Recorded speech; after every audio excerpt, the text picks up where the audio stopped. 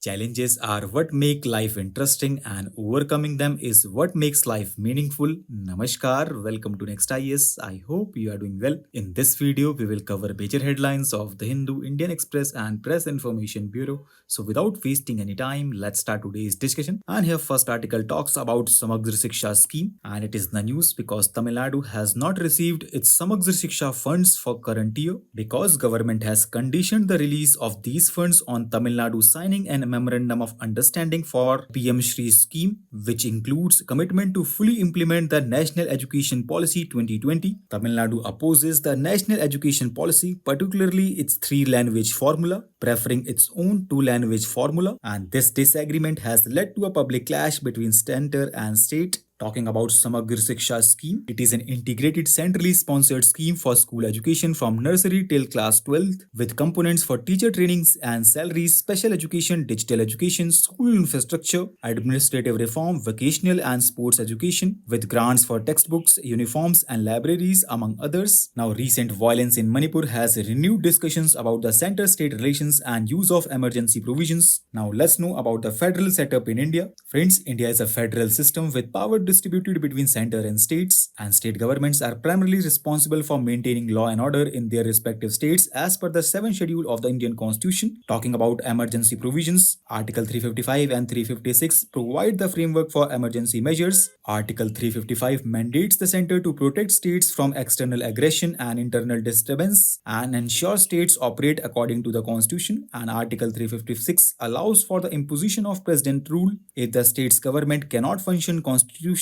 Article 355 ensures that interference by the center is justified and not arbitrary, and Article 356 intended as last resort to be used only in cases of a complete breakdown of constitutional machinery. Talking about judicial rulings, the S.R. Bommai case in 1994 restricted the misuse of Article 356, stipulating it should only be used for constitutional breakdowns, not for political reasons. It is also subject to judicial review, and Supreme Court ruling have expanded the Article 355 to include a broader range of actions by the Union to ensure state governance aligns with the Constitution, and in this context, Sarkaria Commission, National Commission and Panchi Commission recommended using Article 356 only in extreme cases and emphasized that Article 355 grants the Union the power to take necessary actions to fulfill its duties. Next article talks about Cheetah Action Plan, which represent India's ambitious effort to introduce African cheetahs into its ecosystems with focus on both conserving the species and restoring the health of savanna habitats. However, the project has faced several challenges since its inception, including extended captivity of cheetahs and fatalities, raising questions about its long-term prospects. Now let's know about cheetahs. They are one of the oldest of the big cat species. They are the fastest land animals in the world over short distances. Altogether, 5 species of cheetahs have been described, and these are Northwest African cheetah, East African cheetah, South African cheetah, Northeast African cheetah, and Asiatic cheetah. Cheetahs inhabit a variety of ecosystems, and they are mainly present in southern African countries such as Algeria, Botswana, Central African Republic, Ethiopia, Kenya, South Africa, and Zimbabwe. And Iran is the only country having Asiatic cheetah. African cheetahs are bigger in size as compared to Asiatic cheetahs. Asiatic cheetahs were declared extinct in India in 1952.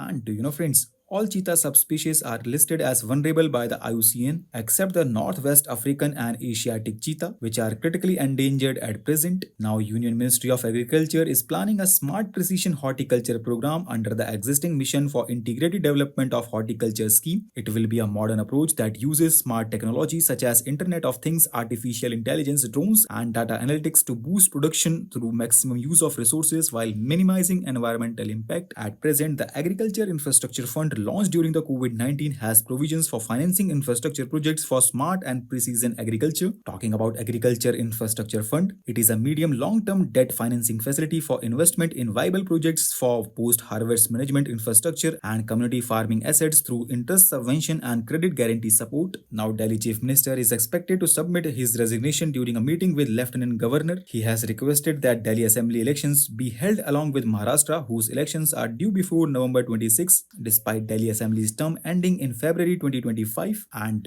friends, the Election Commission of India decides the timing of assembly elections, ensuring elections are completed before the current assembly's terms end. An election cannot be notified less than 6 months before the term ends unless the assembly is dissolved early, and a chief minister cannot directly force the Election Commission of India to hold elections before the term ends. However, if the Legislative Assembly is dissolved early, as recommended by the Council of Ministers and accepted by the Governor, election must be held within 6 months. And in Delhi, the Lieutenant Governor has the final say on dissolving the Assembly, not the Chief Minister, due to the Government of National Capital Territory of Delhi Act 1991. Next article talks about NPS Vatsalya scheme, which will be launched by Union Finance Minister in New Delhi. It was announced in Union Budget 2024-25, and it will allow parents to save for their children's future by investing in a pension account, ensuring long-term wealth with the power of compounding. The scheme offers flexible contributions and investment options, allowing parents to invest 1,000 annually in the name of the child. This scheme will be managed by the Pension Fund Regulatory and Development Authority. Next article focuses upon Swacchta Hi Seva Abhiyaan, which will start today and it will continue till October 2nd. And theme for this year is Swabhav Swacchta, Sanskar Swacchta. The campaign includes mega cleanliness drive at various sites such as tourist locations, public buildings, commercial areas, water bodies, zoos, sanctuaries, and community and public toilets through Shramdan and collective action. All central government ministries and states are planning various citizen engagement activities across the country. This year's campaign is built around three key pillars under the whole of the society approach, and these are cleanliness target units, Shramdan activities, Swachhta Mein Jan Bhagidari, and Safai Mitra Suraksha Shivir. Now, Prime Minister of India will launch the Odisha government's Subhadra Scheme in Bhubaneswar. It is the largest women-centric initiative in the state, which is aimed at supporting over 1 crore women. Eligible beneficiaries between ages of 21 and 60 will receive 50,000 rupees over a period of 5 years. Beneficiaries will be credited 10,000 rupees annually in 2 equal installments through Aadhaar-linked DBT-enabled bank accounts. Prime Minister will also lay the foundation stone and dedicate to the nation railway projects worth more than 2,800 crore rupees. Now, 2024 Booker Prize shortlist has been revealed, featuring the highest number of women. Talking about Booker Prize, it is a prestigious literary award in English-speaking world. It is awarded annually to the best sustained work of fiction written in English and published in the UK and Ireland. So with this, let's conclude today's discussion. Thanks for listening, and for regular updates, you can follow us on various social media platforms.